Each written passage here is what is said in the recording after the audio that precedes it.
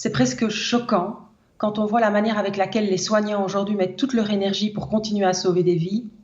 Quand vous voyez comment aussi au sein des maisons de repos, tous les soignants se battent pour leurs aînés, quand on voit aussi des indépendants, mais de nombreuses personnes aussi qui ont perdu leur job ou qui ont une perte de revenus importante, toutes ces personnes sont dans une situation extrêmement difficile, leurs familles aussi, et aller maintenant dans ces petits jeux politiques pour savoir si on peut rentrer ou pas dans le gouvernement, eh bien je vous le dis, depuis l'opposition, ça me choque.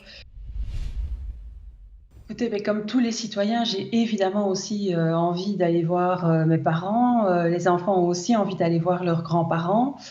Mais je ne suis pas sûre, clairement, qu'aujourd'hui, l'heure soit à apporter des voix dissonantes dans tous les sens par rapport aux décisions qui ont été prises, y compris, je le rappelle peut-être, par tous ces partis aujourd'hui qui remettent ces décisions en question. J'entendais les écolos, le PS, mais ils font partie des gouvernements des entités fédérées, donc ils ont décidé avec le gouvernement fédéral. Nous sommes dans l'opposition, toutes ces dissonances dans tous les sens, ça apporte un flou, ça apporte une confusion terrible pour les citoyens, et ma crainte, c'est que cette confusion, ce flou, ça nous mette dans une situation qui soit beaucoup plus compliquée pour demain et après-demain sur le plan sanitaire. Donc écolo a tort de critiquer, c'est ça Catherine Fonck? Je dis juste que ça apporte énormément de confusion. Enfin, si vous avez vu toutes les voix dissonantes ce week-end et encore hier, est-ce que ça nous permet d'être efficace sur le plan sanitaire? Je ne le crois pas. Est-ce que ça nous permet demain de convaincre les citoyens de respecter les règles? Je ne le crois pas.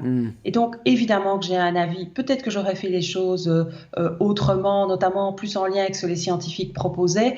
Mais franchement, c'est de toute façon décidé. Donc maintenant, avançons et donnons-nous les moyens d'éviter un rebond. C'est la priorité de toutes les priorités. Allez, encore une question de Pierre. Catherine Fonck, ça veut dire que, si je vous entends bien, comme Pierre le pose sur Facebook, il demande allez-vous renouveler votre confiance à ce gouvernement vu la cacophonie qu'il engendre? C'est-à-dire que vous n'allez pas me répondre à cette question? Alors, vous savez, ce n'est pas le moment. Donc, on s'est d'abord donné une période de 3 mois. Nous sommes dans l'opposition. La période de 3 mois, c'est fin juin. Alors, j'entendais de nouveau hier une série de partis dire qu'ils remettaient complètement en question les pouvoirs spéciaux, etc.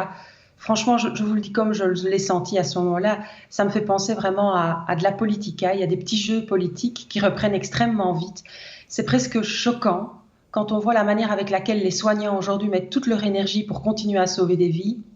Quand vous voyez comment aussi au sein des maisons de repos, tous les soignants se battent pour leurs aînés, quand on voit aussi des indépendants, mais de nombreuses personnes aussi qui ont perdu leur job ou qui ont une perte de revenus importante, toutes ces personnes sont dans une situation extrêmement difficile, leurs familles aussi, et aller maintenant dans ces petits jeux politiques pour savoir si on peut rentrer ou pas dans le gouvernement, eh bien je vous le dis, depuis l'opposition, ça me choque, et c'est de nouveau là encore un signal assez pathétique sur le plan politique. J'ai presque honte de la politique quand je vois ça. Franchement, l'essentiel, l'urgence, la priorité, elle est aujourd'hui ailleurs.